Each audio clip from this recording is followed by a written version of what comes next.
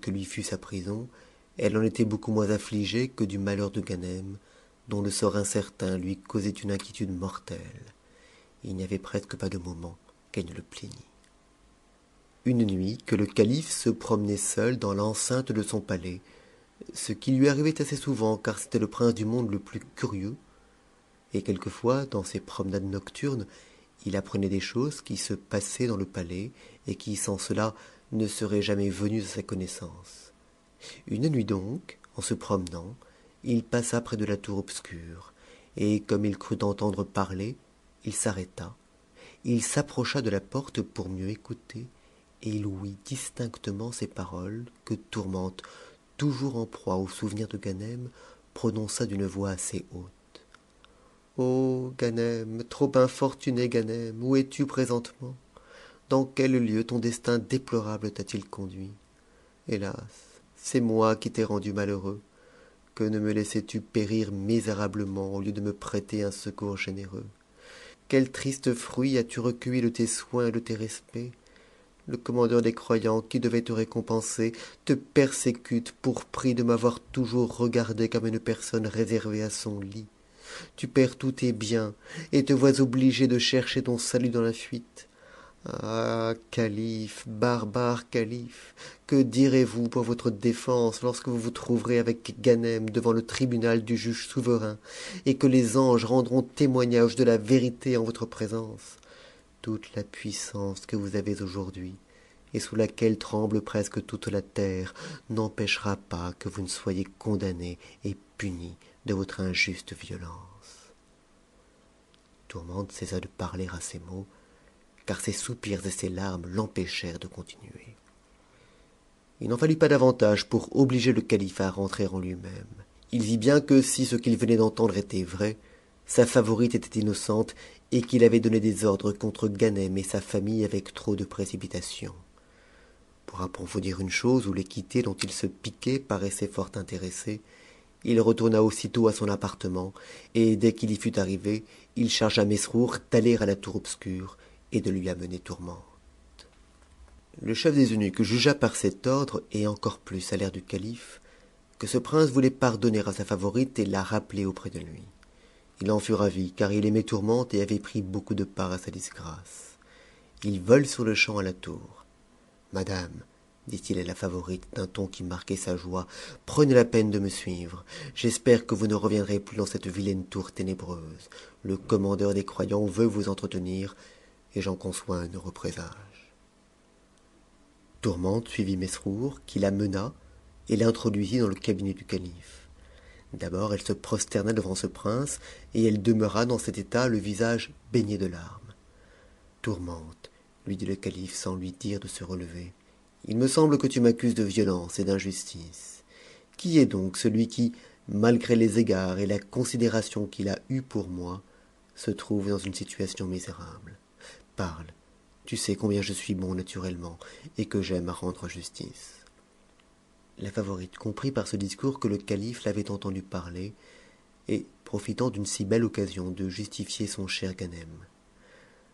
Commandeur des croyants, répondit-elle, s'il m'est échappé quelque parole qui ne soit point agréable à votre majesté, je vous supplie très humblement de me la pardonner. Mais celui dont vous voulez connaître l'innocence et la misère, c'est Ganem, le malheureux fils d'Abou Ayoub, marchand de Damas. C'est lui qui m'a sauvé la vie et qui m'a donné un asile dans sa maison. Je vous avouerai que, dès qu'il me vit, peut-être forma-t-il la pensée de se donner à moi et l'espérance de m'engager à souffrir ses soins. J'en jugeai ainsi à l'empressement qu'il fit paraître à me régaler et à me rendre tous les services dont j'avais besoin dans l'état où je me trouvais. Mais sitôt qu'il apprit que j'avais l'honneur de vous appartenir, ah, madame, me dit-il, ce qui appartient au maître est défendu à l'esclave. Depuis ce moment, je dois cette justice à sa vertu, sa conduite n'a point démenti ses paroles. Cependant, vous savez, commandeur des croyants, avec quelle rigueur vous l'avez traité, et vous en répondrez devant le tribunal de Dieu. Le calife ne sut point mauvais gré à Tourmente de la liberté qu'il y avait dans ce discours. Mais, reprit-il, puis-je me fier aux assurances que tu me donnes de la retenue de Ganem? Oui, repartit-elle, vous le pouvez. Je ne voudrais pas, pour toute chose au monde, vous déguiser la vérité. Et pour vous prouver que je suis sincère, il faut que je vous fasse un aveu qui vous déplaira peut-être, mais j'en demande pardon par avance à votre majesté. Parle, ma fille, dit alors Haroun al-Raschid, je te pardonne tout, pourvu que tu ne me caches rien. Eh bien, répliqua Tourmente, apprenez que l'attention respectueuse de Ganem, jointe à tous les bons offices qu'il m'a rendus, me fit concevoir de l'estime pour lui. Je passai même plus avant. Vous connaissez la tyrannie de l'amour. Je sentis naître en mon cœur de tendres sentiments. Il s'en aperçut. Mais loin de chercher à profiter de ma faiblesse, et malgré tout le feu dont il se sentait brûler, il demeura toujours ferme dans son devoir, et tout ce que sa passion pouvait lui arracher, c'étaient ces termes, que j'ai déjà dit à votre majesté: ce qui appartient au maître est défendu à l'esclave. Cette déclaration ingénue aurait peut-être aigri tout autre que le calife, mais ce fut ce qui acheva d'adoucir ce prince. Il lui ordonna de se relever, et la faisant asseoir auprès de lui: raconte-moi, lui dit-il, ton histoire depuis le commencement jusqu'à la fin. Alors elle s'en acquitta avec beaucoup d'adresse et d'esprit. Elle passa légèrement sur ce qui regardait Zobéide, elle s'étendit davantage sur les obligations qu'elle avait à Ganem, sur la dépense qu'il avait faite pour elle, et surtout elle vanta fort sa discrétion, voulant par là faire comprendre au calife qu'elle s'était trouvée dans la nécessité de demeurer cachée chez Ganem pour tromper Zobéide, et elle finit enfin par la fuite du jeune marchand, à laquelle, sans déguisement, elle dit au calife qu'elle l'avait forcé pour se dérober à sa colère. Quand elle eut cessé de parler, ce prince lui dit: je crois tout ce que vous m'avez raconté. Mais pourquoi avez-vous tant tardé à me donner de vos nouvelles? Fallait-il attendre un mois après mon retour pour me faire savoir où vous étiez?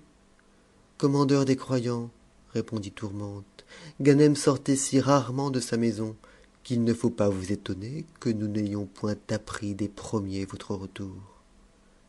D'ailleurs, Ganem, qui s'était chargé de faire tenir le billet que j'ai écrit à aube du jour, a été longtemps sans pouvoir trouver le moment favorable de le remettre en main propre.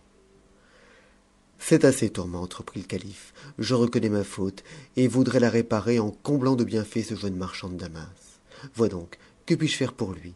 Demande-moi ce que tu voudras, je te l'accorderai. À ces mots, la favorite se jeta aux pieds du calife, la face contre terre, et, se relevant: Commandeur des croyants, dit-elle, après avoir remercié votre majesté pour Ganem, je la supplie très humblement de faire publier dans vos états que vous pardonnez au fils d'Abou Aïoub et qu'il n'a qu'à vous venir trouver. Je ferai plus, lui repartit le prince, pour t'avoir conservé la vie, pour reconnaître la considération qu'il a eue pour moi, pour le dédommager de la perte de ses biens, et enfin, pour réparer le tort que j'ai fait à sa famille, je te le donne pour époux. Tourmente ne pouvait trouver d'expression assez forte pour remercier le calife de sa générosité. Ensuite, elle se retira dans l'appartement qu'elle occupait avant sa cruelle aventure.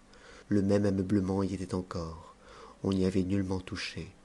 Mais ce qui lui fit le plus de plaisir, ce fut d'y voir les coffres et les ballots de Ganem que Mesrour avait eu soin d'y faire porter. Fin de la 4e partie de l'histoire de Ganem, section 100. Enregistré par Aldor. Cet enregistrement fait partie du domaine public.